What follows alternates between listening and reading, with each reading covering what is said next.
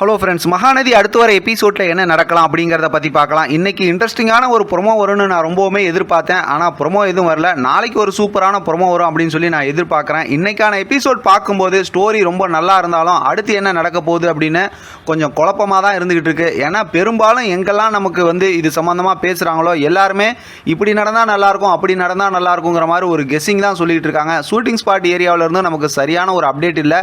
Director சைட்லேருந்து பார்த்தோம்னா விஜய் காவேரியோட காதல் இனிமேல் பார்க்க ரொம்ப அழகாகவும் இன்ட்ரெஸ்டிங்காகவும் இருக்கும்னு மட்டும் சொல்லிட்டாங்க. ஆனால் இன்றைக்கான எபிசோடில் பார்க்கும்போது ஒரு சில ஹிண்ட்டு நமக்கு கிடைச்ச மாதிரி இருக்குது. என்னென்னா இப்போ வீட்டில் பண கஷ்டம் இருக்கிறதுனால குமரனை அடுத்து அந்த கதாநாயகன் ஷூட்டிங்கில் ஃபைனலிஸ்ட் ஆகி பெரிய செலிபிரிட்டியாக மாற்றிடுவாங்க. இனிமேல் யமுனா சம்மந்தமாக எந்த குறைச்சலும் இருக்காது. ஏன்னா நிவின் உன்னை எப்படி நான் ஃப்ரீயாக வச்சிருக்கணும் அந்த மாதிரி என்கிட்ட நீ சைலண்டாருன்னு சொல்லிட்டு செம்மையாக பேசிட்டாரு. அதனால் யமுனா இனிமேல் கலெக்டருக்கு படிக்கிறது அப்படி இப்படிங்கிற மாதிரி அந்த ட்ராக்கையும் வச்சு கொஞ்சம் அப்படியே ஓட்டிகிட்டு போவாங்க. இப்போ காவேரி இனிமேல் நான் எங்கேயும் வேலைக்கு போக மாட்டேன், அப்பள பிஸ்னஸை பார்க்க போகிறேன் அப்படிங்கிறனால அந்த அப்பள பிஸ்னஸை வச்சு தான் நம்ம விஜய் காவேரி கிட்ட செம்மையாக ஃபன் கலாட்டா பண்ணுவார். அதே நேரத்தில் காவேரியோட அம்மாவை சமாதானப்படுத்துறதுக்கும் இந்த உண்டா ஏற்பாடுலாம் பண்ணுவார்னு வச்சிங்கன்னா.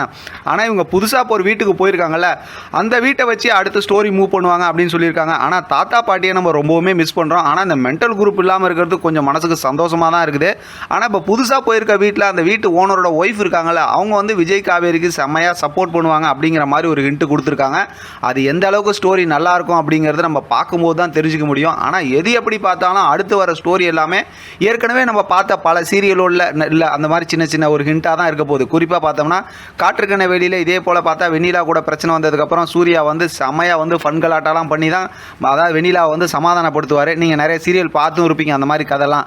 ஆக மொத்தத்தில் இந்த மாதிரி ஒரு பண்ணுற ஃபோட்டோ தான் ஏற்கனவே வந்துச்சு. அதாவது இவங்களோட காதலர் தினத்தப்போ பார்த்தோம்னா ஒரு சின்ன ஸ்பீக்கர் வச்சுக்கிட்டு மொட்டை மாடலில் காவேரி கிட்ட பாட்டெல்லாம் பாடி காட்டி செம்மையாக கலாட்டா பண்ணிக்கிட்டு இருந்தார். ஆக மொத்தத்தில் அடுத்தடுத்து நிறைய ரொமான்ஸ் மூமெண்ட்லாம் இருக்குன்னு வச்சிங்களேன்.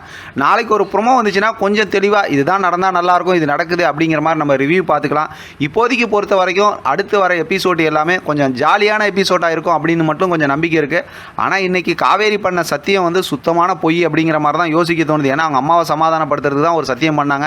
ஏன்னா இவங்க ஹஸ்பண்ட் அண்ட் ஒய்ஃபாக சூப்பராக இருந்தாங்க அப்படிங்கிறது நமக்கெல்லாம் தெரியும். பார்க்கலாம் இது சம்மந்தமாக அடுத்த ட்ராக் வரும். ஏன்னா அந்த ட்ராக்லாம் இப்போயே பேசிட்டோம்னா சுவாரஸ்யமே இருக்குது, அப்புறம் பேசுகிறதுக்கு ஒன்றுமே இருக்காது.